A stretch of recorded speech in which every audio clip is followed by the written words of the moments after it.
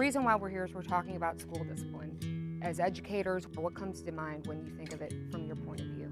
I kind of think about the differences between a punitive justice system and a restorative justice system, and how a punitive justice system really doesn't change student behavior. When you initially asked that question, I thought the way that discipline is working now is almost a gateway to another kind of institution, one where the doors lock and you don't get to push them open. Have any of you been involved, having a student that had to be suspended from your classroom?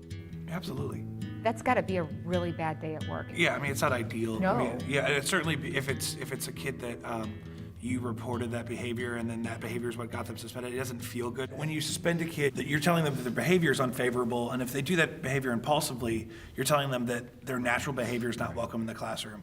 And then you're suspending them, so they're getting further behind on instruction no matter how much homework you send home. Because again, And they can't catch up. I mean, it's harder for a student when my they're out of kids school. typically, I try to give them every opportunity to catch up, especially if they're suspended. You're one. But I can't say that for All the rest of every the teacher in every building that has this sort of problem. I don't know that they can catch up. Well, in the classroom, what are your biggest challenges? What are your biggest challenges when it comes to discipline? Is it resources? Is it support from administration? What do you need, Sharon? I think the parent support, when you come from a home that is structured, you have discipline consistently throughout the home. When you come to school, the transition is easy. But when you come from a home and you don't have the discipline, it's hard for you to transition. That consistency piece is necessary for a successful school. And so in the classroom, we suffer because a lot of students will say, call my mother. Can you get my mother? And it's like, so we don't have, the reinforcement is not there. What do you need to get the parents more involved? Or is that out of your control? Sometimes it's out of your control because, like someone said, they work a couple of jobs, so they're leaving one job, Yeah. going to the other to make sure that they have food on the table. So for me, I just pick up the phone and call them because I'd rather call them every single day versus suspending them. Some of these children are struggling with trust issues themselves. I mean, they've been let down many times, and so I try to remind myself of that when a child is, upset or whatever, and I just keep thinking he's trying to use me as breaking his trust too. And at the younger grade level, I feel like they respond better with positive comments, not like, you were doing that right. They do so much better when you're like, I loved how you did that. That was so great. And it can be something so minor, but it might change their whole attitude the rest of the day around if they just hear something positive, because it could be the first positive comment they've heard all day. There's a difficulty, I think, with matching intentions and outcomes. And so the intention is to provide a discipline-filled classroom so that young people can learn and that sort of thing. But the outcomes oftentimes can be detrimental to some of the very young people that you're intending to help. And we see this in a number of different ways, particularly with African-American young people and African-American young men. This is a place where I'm very aware of the fact that I'm a Latin teacher, because I'm not held to kind of the same standards in terms of state testing and things like that. And I think a lot of teachers who teach the core subjects just feel so much pressure to really use all the class time productively that it can be really difficult to find that time for relationship building. One of the things that needs to change or be addressed is the behavior of the students. Try to change the behavior of the student.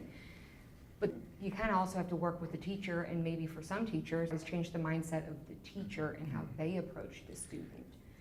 Is that something that's possible? Is that something that a lot of teachers recognize that maybe they should approach it differently? It's something I know Maplewood's been working on. Is do a lot of work around mindsets, growth and closed mindsets, and learning about our own mindsets and where we are.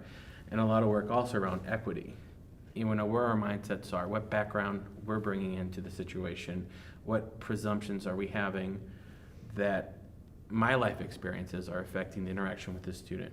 And so within this, we're actually, and I think as a teacher, it's really weird, but we're seeing our students as people, as real people, and honoring that. So it's very less authoritative of you must, but respecting them and having those conversations and having those dialogues. Is that part of that uncovering individual biases that people may or may not know that they have themselves, and that is hard to try to accept, like, oh, I Yeah. judged. That's a hard journey to have as an adult, realizing that this kid's doing something that's upsetting me, and it's just kind of who they are. So this could possibly be my issue and not their issue that they have to fix. You mentioned the growth mindset and the fixed mindset. And when you have policies and procedures, people in a fixed mindset disregard those policies and they still do what's comfortable for them. And sometimes you have to come out of your comfort zone to reach out to some of these students. When there is a different culture or when there's differences that present these behaviors. And even in the kindergarten level, some of them come in not having any schooling. This is the first time that they have structure. This is the first time that there's rules or boundaries, and they're in front of 20 other students. Kindergarten, it's just like teaching things that they maybe have never even heard or seen at home. Like, I hated school, but I always told my parents, oh, I'm gonna be a kindergarten teacher. Growing Why? up, I was that ELL student that, you know, went into kindergarten not speaking any English, so school was really hard for me. And it took until a teacher that I really liked for me to like school. All because of the teacher. Yeah.